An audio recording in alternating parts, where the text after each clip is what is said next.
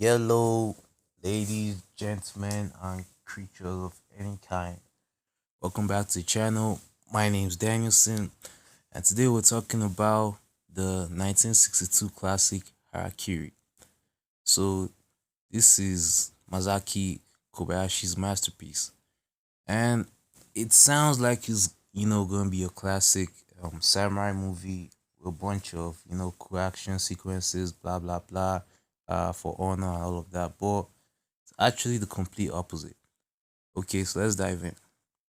So, despite the title, Akiri, which is a tradition where samurais who are too broke or they don't have any life purpose anymore gets beheaded by a house to die honorably. Yes, I know, super cool. Nowadays we just have lame stuff like therapy. But anyways, it's not really about the tradition at all, but actually about how they carry it out, you know, because you see, the house actually makes it as if, you know, it's a justified rule, you know, oh, this is law, that the law can't be twisted. I feel that's what the film really talks about. The stuff about when authoritarianship goes too far, when you follow the rules more than an actual human being life. You feel me? So the film takes place in 19th century Japan. A Ronin named Hanshiro Tsugumo. Sorry if I butchered the name. He shows up at Ii's house asking permission to commit harakiri on their property. At this point in time, a lot of poor samurais were doing this as a bluff.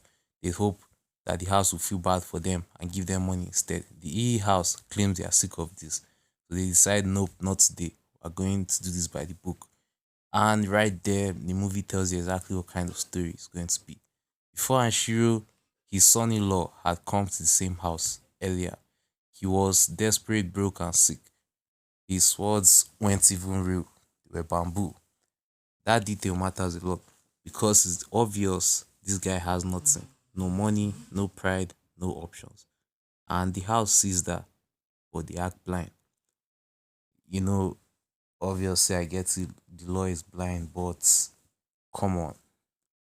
Anyways, so later, Ashri explains why his son in law even came to beg. His child was dying of a fever and he needed money to save him. And what's chilling is that this revelation doesn't change anything for the house.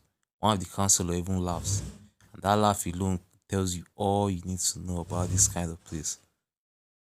So, honestly, I get what the movie is trying to tell you. The whole stuff about have compassion more than rules. But sometimes, I get it. The film's supposed to make you sub for the little guy, and that's how you always put sadness for the little guy. But sometimes I also feel big guy. It's also important. House full of multiple people that they have rules that you need to follow. Sure, it's a sad, soppy story. A guy has a child and all that, but remember the house also has obligation. Yeah, I don't want it to make like, oh, I'm just this authoritarian guy that doesn't have a soul. No, it's not. I'm not saying what he did was right. I'm just saying what he did was their obligation. And sometimes you just have to that. Imagine people that demolish houses now. They demolish people's houses that were built illegally. Of course, it's not as if they are not humans, but what do you really expect them to do? Just forget, just leave it at that. Oh, I'm sure they won't do it again. No, that's not how it works. And unfortunately, the son in law paid that price the hard way. Yeah, so basically, I'd say the E house, they are not really monsters, they're just sheep following the rules. So, anyway, moving on, Anshu reveals that he's already defeated three of the clan's best samurai and taken their top knocks. Sorry, I always forget the official name. But the head scene. And when the fighting breaks out, it's not cool or stylish. It's messy, it's angry. You can feel raw, burning emotion of a man who's lost everything. He's not fighting for honor, He actually despises that he's fighting us out of spite. So basically, a one-man army until, of course, they bring out the big guns, literally, and he's killed in battle. The thing that ties up the entire film is actually in the ending because after Anshu is killed, the counselor orders everything's erased. No records, no shame, the house reputation stays clean. So yes, I get it. They rather keep the house names clean. And that's just the honest truth. It's more of a reflection of humanity, not even the house itself.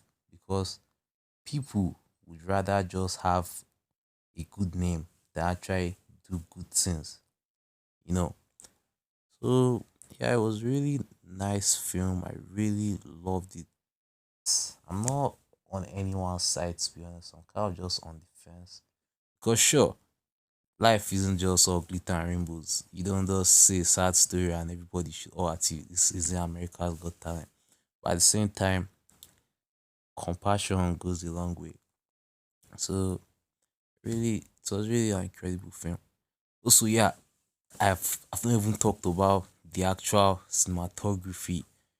Everything was tense. Tense is even an other statement. The silence hits harder than dialogue sometimes, and when the action happens, which is 100 minutes in, it feels necessary. It's not just wasted there. It feels very, very necessary. Honestly, the action sequences, they weren't even flashy. They weren't trying to just be high budget like modern day films. Yeah, ask a friend around you if if you hear a sugar movie, what's the only thing you're expecting? You're also expecting samurais flashing different sounds and stuff like that. Oh no, that's not what it's about. It's an art. It's an art that shouldn't just be taken as trash as it is today. And to wrap up, overall, Akiri, it was brutal, thoughtful, and still relevant even more than 60 years later. I'm feeling a strong 8 on this one. All right. Thank you.